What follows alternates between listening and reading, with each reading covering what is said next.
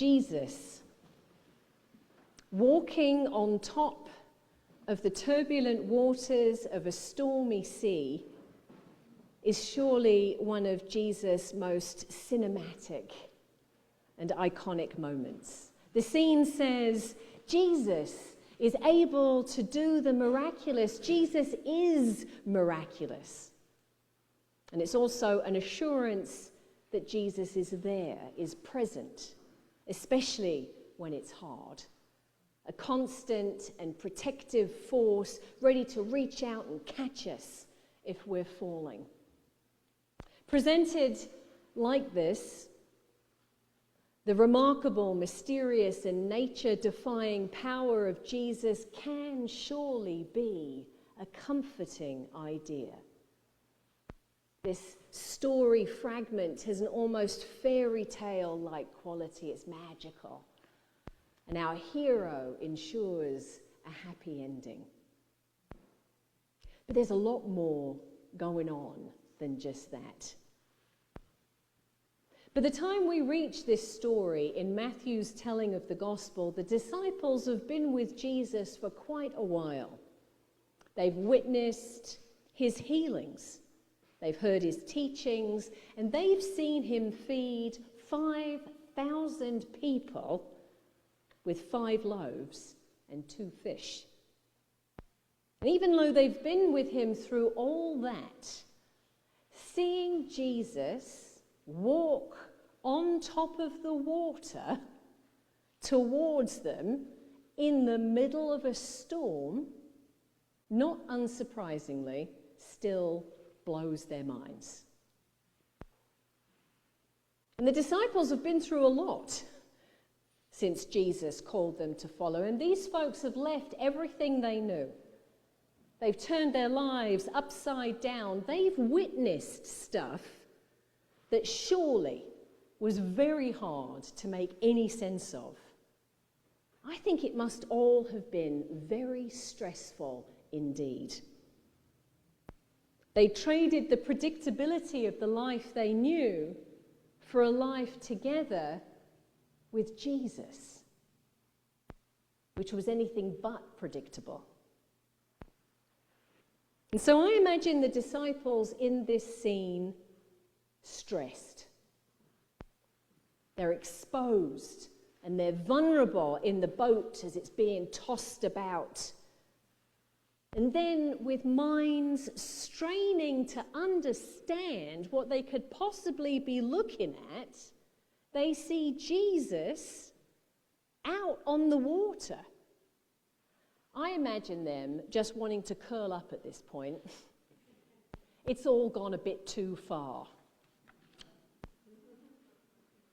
I imagine they quite seriously would rather go back to a time when life was familiar, when reality was ordinary, when things happened as they were expected to, back to a time when their entire worldview wasn't constantly being challenged by what Jesus was laying out in front of them.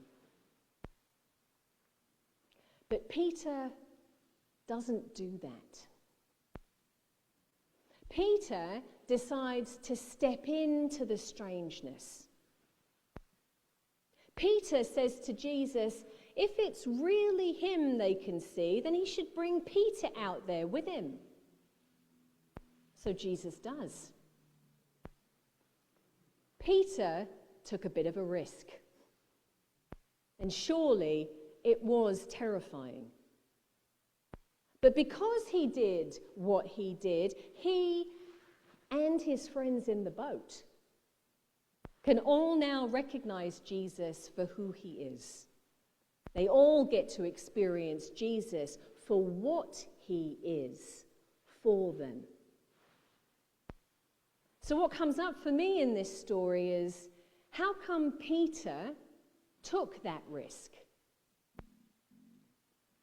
What enabled Peter, despite the very real stress of the situation, to step outside his comfort zone and do something entirely unbelievable, do something that actually shouldn't even have been possible.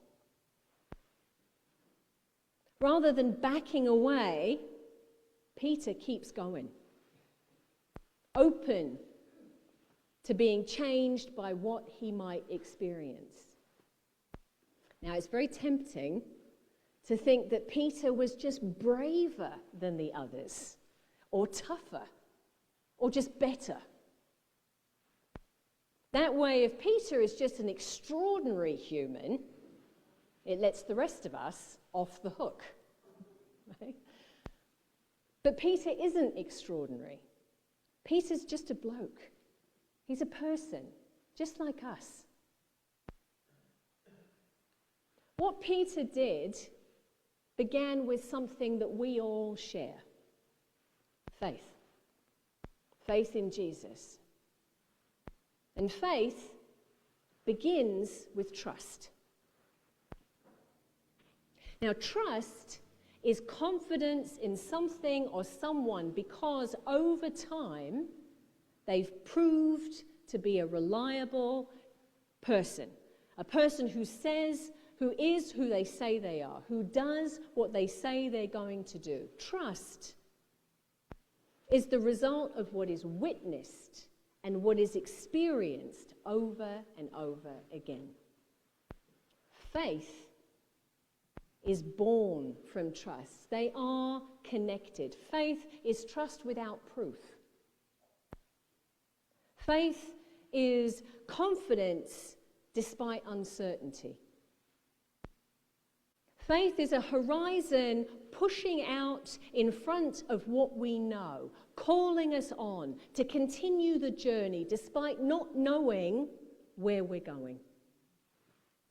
Faith is our lived response to God's ever-present call, God's call on our life. Now, faith isn't something that you can pick up or set down. It's not like a hat you can put on whenever you want to wear it. Faith develops within us. And faith can also dwindle. Faith can be forgotten. Faith can lay dormant. Faith can be unexplored.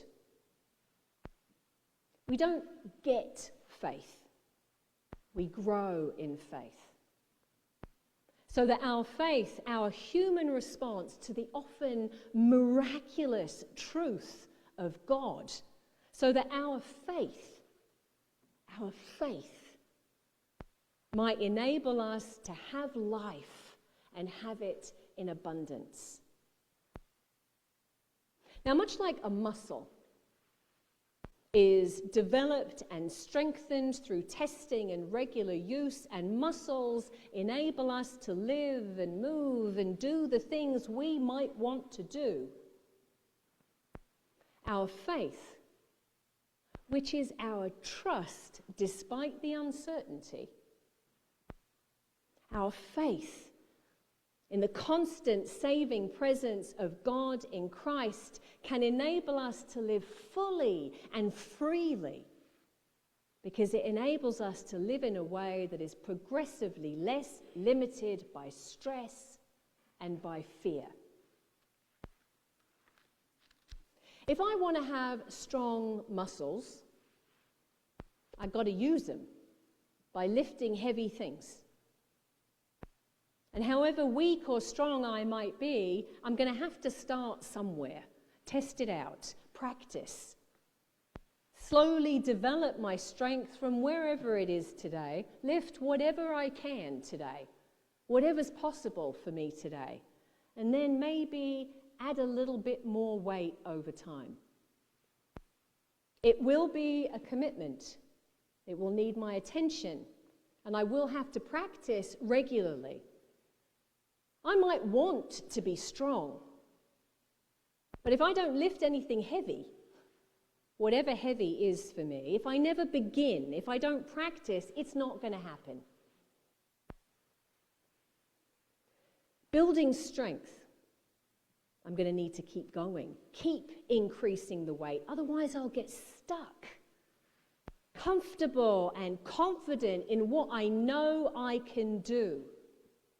But eventually, I will get anxious again about doing anything that's outside my comfort zone, beyond what I know, beyond what I know I can do, what I think I'm capable of.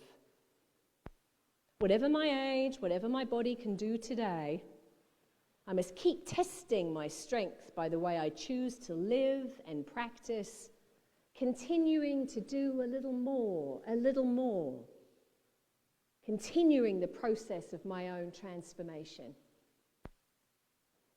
Faith, I think, is like that. Growing in faith is a commitment, it's a regular practice. Like choosing to build a muscle, building faith can also be a choice. It's something we can choose to do. Peter sees Jesus walking on water. And Peter, in the midst of the stress and the anxiety of the situation, and despite being really nervous, Peter leans in.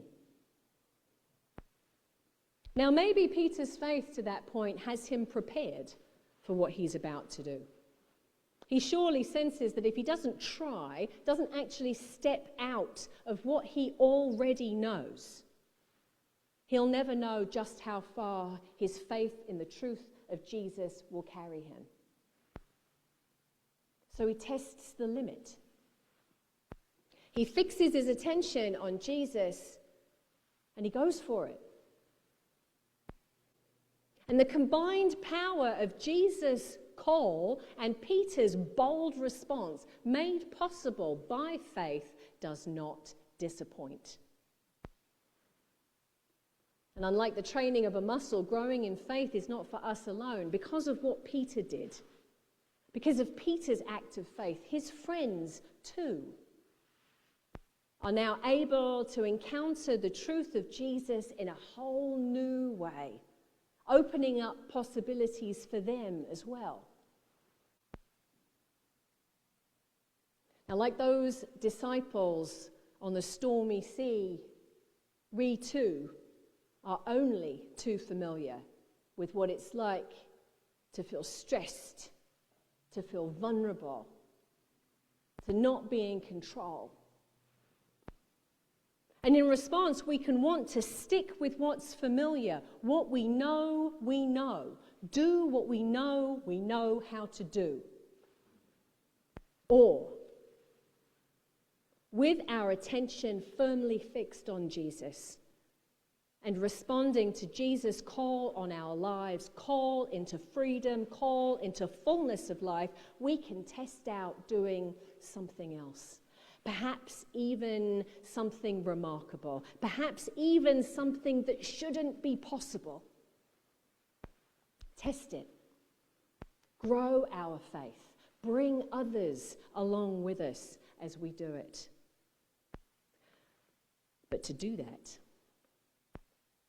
we've also got to step out of the boat.